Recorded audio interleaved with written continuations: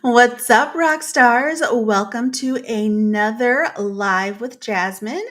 I am so glad that you're here. And you know what's funny? I almost didn't make this live stream today. Um, it's one of those things where I work an overnight shift. I produce a morning television news program, and so I work overnights. I'm up at midnight and I work until 9:30 in the morning. So I was talking with a coworker after work this morning and didn't get my nap in, but I was productive while we talked. I cleaned, so that was exciting. And I did my makeup, I got dressed. As soon as I sat down to stop moving, I fell asleep and I woke up just before noon. So I'm so glad that I did because I didn't want to miss this opportunity to share with you some of the common on camera mistakes that many people make and how to fix them. And the thing is, what keeps so many business owners from going on camera, from being present, from being visible is the fear of looking stupid. No one wants to do something that they're unsure of and come across not looking the best version of themselves. So, with that in mind, I'm going to share just a couple of the common on-camera mistakes that can happen and how to fix them so that you can boost your confidence and you can show up the way that you want to so you can invite people into your world so they can become your customer or your client so you can generate more leads, more sales, have that freedom that you want to have the time with yourself, with your family, with your friends, to travel, whatever it is, and not be beholden to the 9 to 5 that you're in business to try to get rid of. So, with that, I'm just going to run through a couple. I'm not going to go through the whole. I mean, there's a long list of common mistakes, but I'm going to go through like the top 3 or 4 that I see the most. So the first one, the biggest one, is poor lighting. And poor lighting can really sink you. You don't want to have shadows. You don't want to be in the dark. You don't want to be overlit. You want to make sure that your lighting is solid. uh, People, they'll never listen to what you have to say if visually the video is not appealing. So one thing that you can do to improve your lighting is use natural light. So I live in Florida. My desk is by a window and it doesn't give off as much light as I would like. I live in the sunshine state. You'd think I'd have more sunshine. But because I'm kind of in a park, I live kind of in a park. I'm surrounded by trees. So there's a lot of shade here, which is great on the, 95-degree days that we've been having. It's not so hot in my place, but when you want better lighting, it's not phenomenal. So I have ring lights and I have LED lights. And so you can use the natural light that you have. Don't have it behind you. You want it to be in front of you. This is on the side, but again, I don't have a lot of bright light coming in here. And the same thing with your ring light or your LED light or your soft boxes, whatever it is that you use. You want them to be in front of you, not behind you. When you're backlit, no one ever looks good. You're blown out, no one can see you. And again, bad lighting is probably one of the worst things that you can do in your video.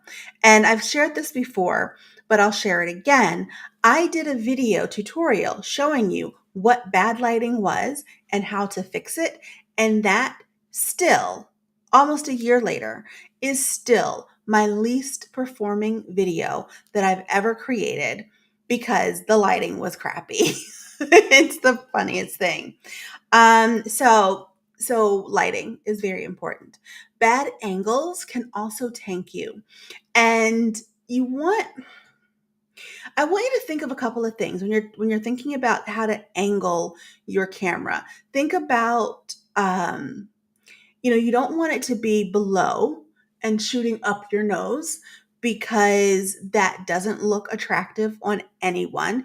If you have your camera, your phone, whatever it is on a tripod, you don't want it to be taller. You don't want to be taller than the camera because unless you're doing like something like an effect, when you shoot from below up high, it makes you appear huge.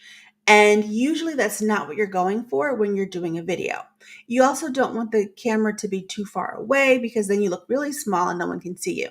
You want the camera to be at eye level or a little bit higher.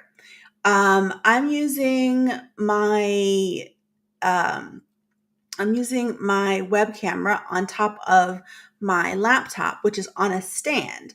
So it is just a little above eye level, not quite at eye level. It's a little bit above eye level. And that's where you want it to be. You don't want your camera to be like down here, down here, down here, eye level, or a little bit higher. Bad angles can really just kind of tank you. Use a tripod to help with positioning your camera. Use books to stack up books or whatever. It's so funny. I was away for a weekend and I had to do some recordings and I was recording a podcast with someone and I didn't have my normal setup. So um, I used my suitcase. I used some books. I used the pillows, everything I could to get the camera up to the height that it needed to be, which again is eye level or a little bit higher. So you do what you have to do, my friends. You do what you have to do. Poor sound quality is another thing that can really tank your videos. This goes for whether it's live, whether it's recorded. You don't want to have bad audio. So if you're using your smartphone, chances are the audio is going to be decent enough. But the further you get away from the phone, the worse it sounds. So you want to have, and I should have brought one here with me to show you, but a lapel microphone, also called a lavalier, uh, a wireless is great. So you can be heard wherever you are because the microphone is right here. You also, if you're doing a sit down video like this, a microphone like this is perfect because it's external. The sound quality is really good and it'll pick me up, and also it helps to muffle out some of the background noise. And that's the other thing. You don't want to have a lot of background noise either. So like I turned my air conditioning off. See, I sacrifice for you guys. It is, oh, it's only 86 right now, but it's been in the 90s all week. And my aircon has been getting a workout. And so I sacrificed by turning it off for you so you don't hear it going on and off when it reaches its temperature. So look at that. So you want to eliminate some background noise and have a quiet space.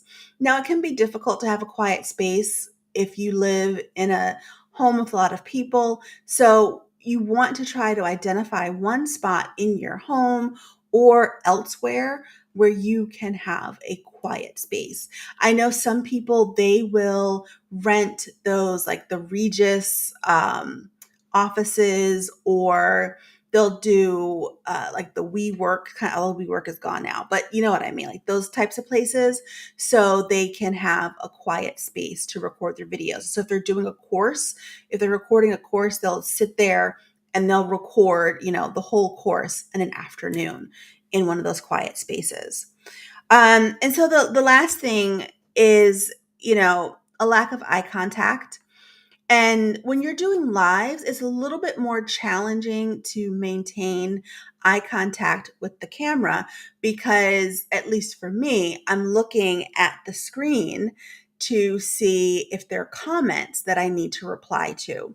Because when you're doing a live video, a live recording like this, you want to engage with your audience, so that way you're having a conversation that's not just, you talking at people, you're having a conversation.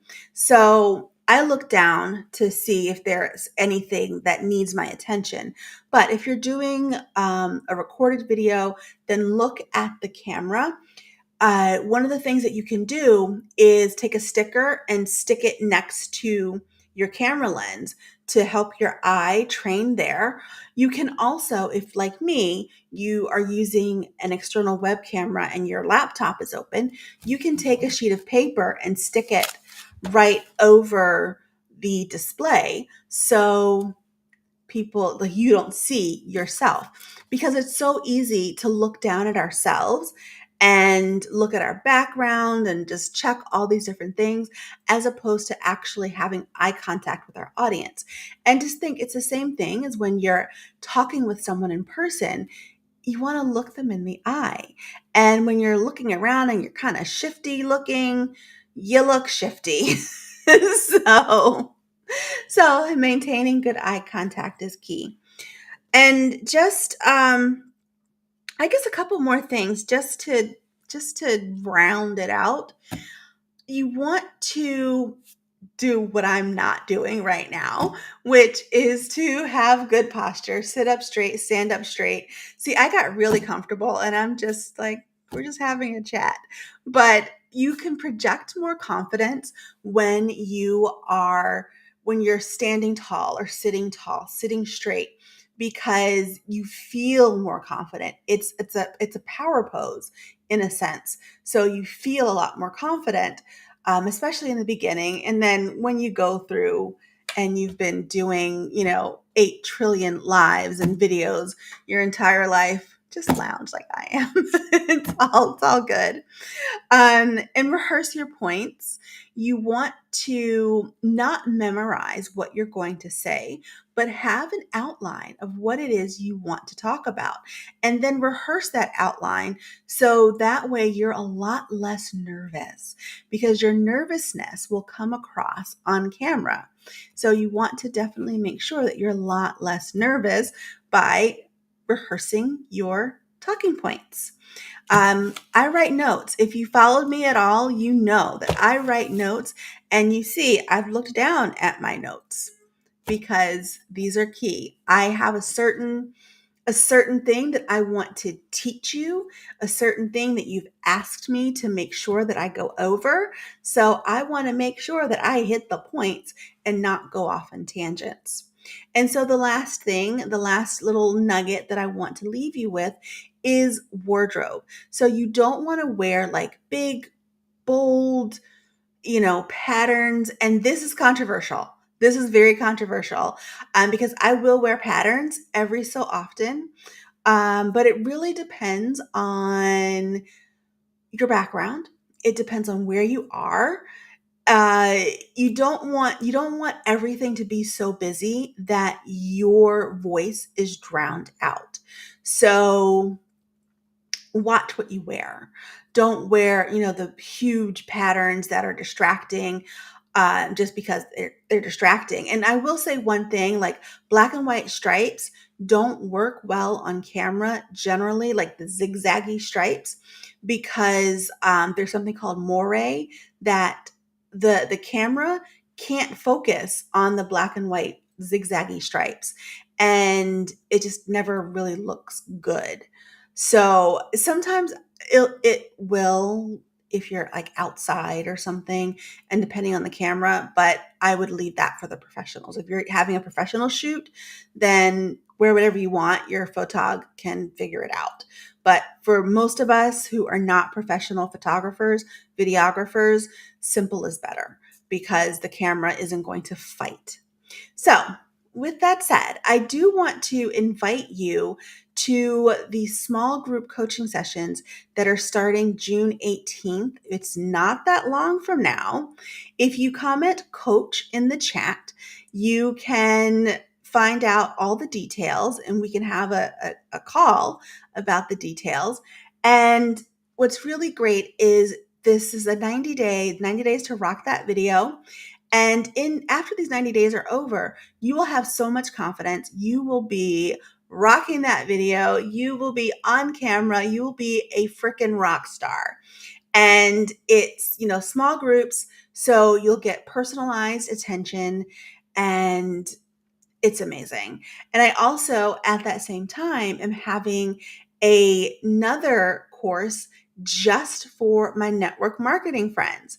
So this one will be a lot of again one-on-one attention in the small groups, and it's a hybrid where some of the lessons are pre-recorded, and you will get, content tips, camera tips, you'll get confidence, and just so many amazing things. Again, you will be amazed at how your business will grow after these 90 days. And that's not an income claim because I can't make income claims, but if you do the work, everyone who's done the work in my courses has got great results. So, comment coach and then let's chat.